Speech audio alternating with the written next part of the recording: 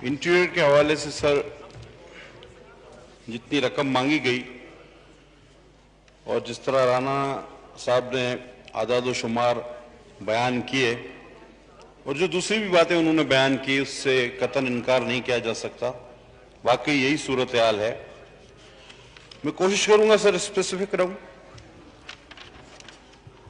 अब सर सबसे पहले तो ये हकीकत है कि जो कल रात एक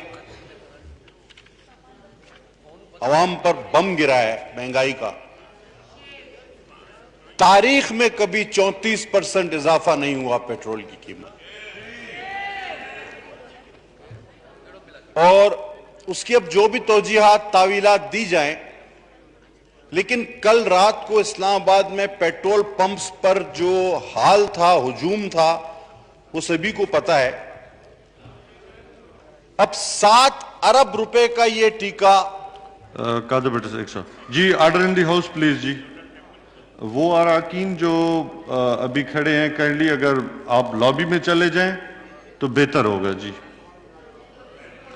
जी पीछे लाल साहब आप भी तशरीफ रखें या लॉबी में चले जाएं काइंडली। मेंबर्स तकरीर कर रहे हैं तो order in the house please.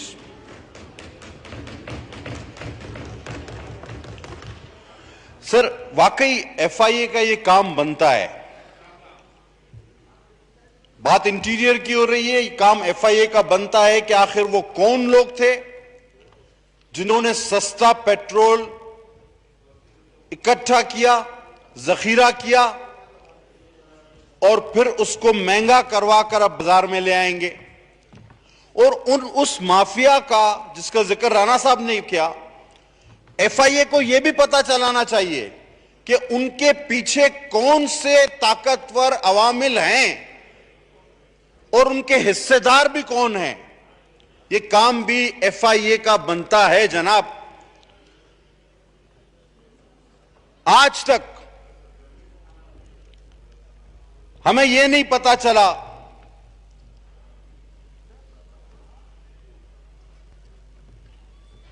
कि सुहेल अयाज वो एफआईए के हवाले हुआ था। वो चाइल्ड अब्यूज में डिपोर्ट होकर आया था। उसको लाखों रुपए के एवज केपीके हुकूमत में लगाया गया और उसने 30 हमारे मासूम बच्चों का रेप करके उसकी वीडियो डार्क वेब पे अपलोड कर दी। 2 मरतबा। और सर उसको 2 मरतबा लगवाने वाला कौन? एफआईए ने आज तक तहकीकात नहीं की। यह भी इंटीरियर के शोबे में आता है। यह भी एफआईए का काम था। हां, बशीर मेमन साहब ने नकवी साहब की इंक्वायरी शुरू की थी, जिनकी केएससी ने मेरे कराची पे जुल्म ढाया हुआ है, उससे फारिग कर दिया गया। यह भी एफआईए थी। दूसरों की इंक्वायरियां एफआईए की में अपनी मर्जी से करवाई गई, लेकिन जब नकवी साहब की इंक्वायरी शुरू हुई तो बशीर मेमन साहब फारिग कर दिए गए। यह भी एफआईए। बीआरटी की भी इंक्वायरी एफआईए को करनी चाहिए। सर 2 अरब का टीका फिर लग गया। इंशाल्लाह कयामत तक यह मुकम्मल जरूर हो जाएगा, मुझे पूरी उम्मीद है।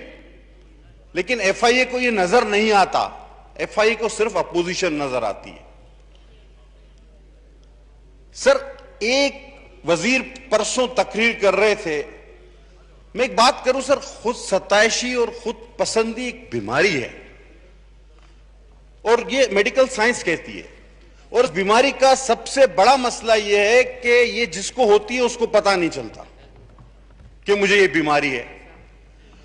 उन वजीर साहब ने इतने इस तरह की मंजरकशी की कि जी शायद पाकिस्तान नहीं बल्कि दुनिया उनकी वजह से चल रही है। और मैं आपको हैरानगी की बात बताऊं कि वो 1 करोड़ रुपए के पकोड़े खा गए थे। बताएं, बिल अभी भी कराची पोर्टर्स में पड़ा हुआ है। कोई आदमी 1 करोड़ रुपए के पकोड़े खा सकता है? हेकल देव भी नहीं खा सकता 1 करोड़ के पकोड़े।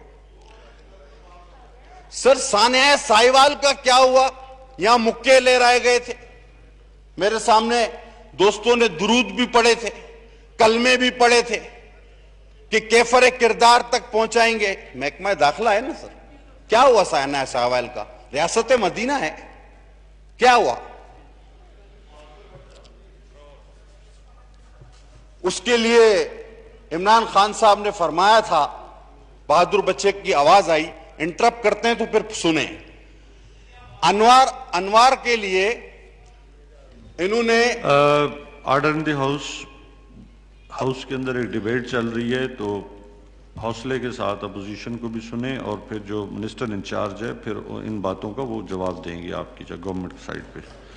और सर इन्होंने बहादुर बच्चे के जिक्र की, तो जब ख्वाजा इजार को अनवार ने गिरफ्तार किया था, मेरे एमक्यूएम के दोस्त मौजूद हैं, तो आप ही के इमरान खान साहब ने कहा था, और जब सिंध गवर्नमेंट ने उसको सस्पेंड किया कि तुमने लीडर ऑफ अपोजिशन को हथकड़ियां कैसे लगाई, तो इमरान खान साहब ने कराची में कहा he was performing his duty, इसको सस्पेंड क्यों किया है? तो बड़ा जबरदस्त आदमी है, ये वो बहादुर बच्चा है। अब सुन लिया आपने। सर पाकिस्तान की हुकूमत की छतरी तले एफआई आती है, 150% तनख्वाह बढ़ी है उसकी, किसी इन गरीबों की नहीं बढ़ी। हम चीखते रहे उस्तादों की बढ़ा दो, डॉक्टरों की बढ़ा दो, नर्सों की बढ़ा दो, नहीं, किसी चीज पर कान नहीं धरा गया। अब सर ये जो 34% इजाफा हुआ है, पीएम साहब फरमा रहे थे कि छाबड़ी वाला, रेड़ी वाला, छाबड़ी वाला, रेड़ी वाला, ये 34% वो छाबड़ी और रेड़ी वाला ही तो भरेगा।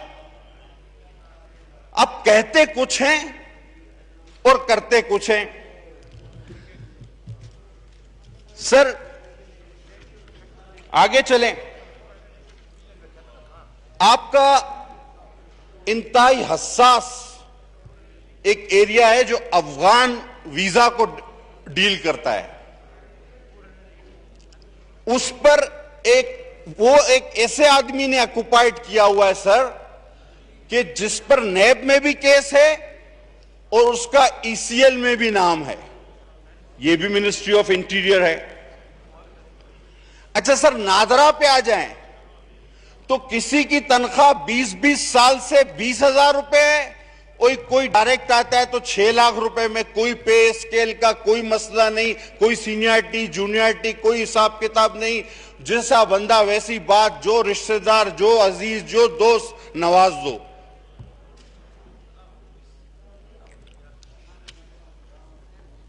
आपकी इलीगल सोसाइटीज इस्लामाबाद एयरपोर्ट के आसपास, सर आखिर इनका भी तो कोई पार्टनर होगा ना, और या है?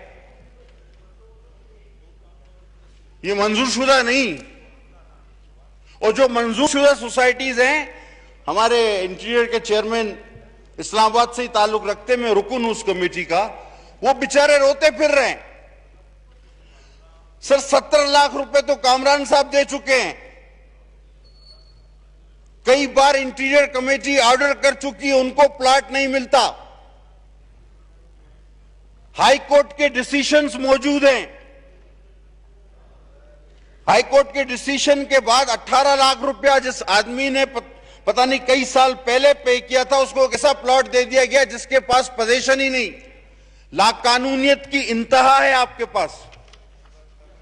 सर जब लोग रिपोर्ट होके आते हैं तो उनको एफआईए के हवाले किया जाता है कि जी ये इस केस में आया है, ये सुहेल अजीज उसी केस में आया था। मैं फिर दोहराऊंगा, ये इंतहाई अहम मामला है, आपकी चेयर से कोई बात आनी चाहिए। और फिर एक बात और सर, कि जब इतने लोग रिपोर्ट होके आते हैं तो ये एफआईए कर क्या रहा है, जो ये चले कैसे गए? जब वहां ये पकड़े जाते हैं तो पता चलता है इनका इलीगल वीजा था या गलत पासपोर्ट था।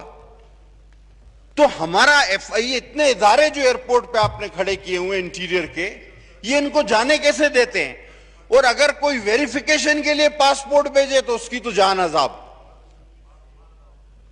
वो तो फिर सालों बेचारा बैठा रहे, उसका वीजा एक्सपायर हो जाए, आप कभी भी उसको वेरिफिकेशन करके नहीं देंगे। अब सर एक बिल पड़ा हुआ है हमारी कमेटी में सर, हालांकि 2010 में हमने एंटी मनी लॉन्ड्रिंग एक्ट पास किया है, पाकिस्तान ग्रे लिस्ट में था। आपने बड़ा दावा किया था अमेरिका हमारी मदद करेगा और हम ग्रे लिस्ट से निकल आएंगे। वो दावे के आपके तो सारे दावे धरे रह गए। हालांकि हमारा एक बिल पास है, उस पर अमल करें तो आप निकल सकते हैं इससे, लेकिन एक और बिल इन्होंने पेश किया अभी, एंटी मनी लॉन्ड्रिंग। अब उसमें दिलचस्प बात सुनिएगा। उसमें यह है कि आप जो है वो कोई भी आदमी अगर पैसे बाहर भेज दे, वो 90 दिन के लिए डिटेन हो जाएगा एंटी टेररिज्म एक्ट के तहत, और वो अपील करेगा। अच्छा, फिर उसको 14 दिन और एक्सटेंड भी किया जा सकता है, 90 दिन को। फिर वो अपील भी करेगा तो सेक्रेटरी से, और फाइनल अपीलिंग अथॉरिटी होंगे मिनिस्टर साहब। अभी यह तय करना बाकी है कि ये पैसा जो है ये मनी लॉन्ड्रिंग का थोड़ा है, ज्यादा है, ये टेररिज्म में इस्तेमाल हुआ है या नहीं, ये अभी तक फैसला नहीं हुआ। ये मालूम किए बगैर उसको 90 दिन आंखों पे पट्टी बांधी जाएगी। ये बिल हमारी कमेटी में पड़ा हुआ है और हमेशा की तरह इस्तेमाल होगा पॉलिटिकल विक्टिमाइजेशन के लिए। तो सर, कानून साजी भी ऐसे ही करें जो समझ में आती हो। जनाब वाला, नादरा का एक सेंट्रलाइज सिस्टम है। आप असला लाइसेंस सिर्फ इस्लामाबाद आकर रिन्यू करा सकते हैं, ये एक अजीब बात है। जब सेंट्रलाइज सिस्टम है और उसकी ब्रांचेस पूरे मुल्क में हैं, तो वो उनको दे देना चाहिए। लेकिन समझ से बाहर है ये चीज। सर, एफआईए एक और इंक्वायरी भी करे, ईआरपी की प्रोजेक्ट था पोर्ट एंड शिपिंग का। सर, 11 अरब वाले पे फौकियत दी जा रही थी 70 अरब वाले को।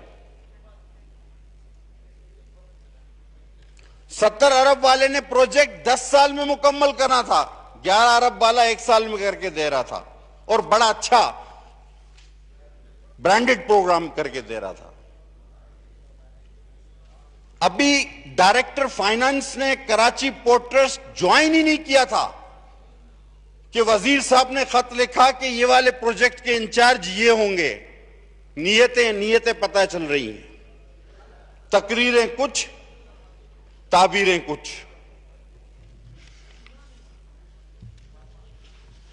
सर, अब वाइंड अप करते हुए, हकीकत तो ये सर, कुछ दिनों से अराकीन, आम लोग, दोस्त यही बात कर रहे हैं कि मेरे ख्याल में सर मामला मुक गया है। पैकिंग तकरीबन मुकम्मल है, लेकिन मसला यह है कि ये वाहिद हुकूमत है। हमेशा हमने ये देखा कि अपोजिशन चाहती है कि हुकूमत चली जाए। ये वाहिद हुकूमत है कि अपोजिशन चाहती है कि नहीं, ये बैठकर हुकूमत करे। इसको पता चले जब इसने कंटेनर पर खड़े होकर क्या क्या बातें की थी। ये हुकूमत करे, ये बताए, हुकूमत करके बताए। ये वाहिद हुकूमत है जिसको अपोजिशन चाहती है कि ये अपनी जगह रहे। लेकिन बकौल शायर कि ये चश्मे यार तू ही कोई दिल का बैत खोल, लेकिन पूरा सुना दूं कथा सर।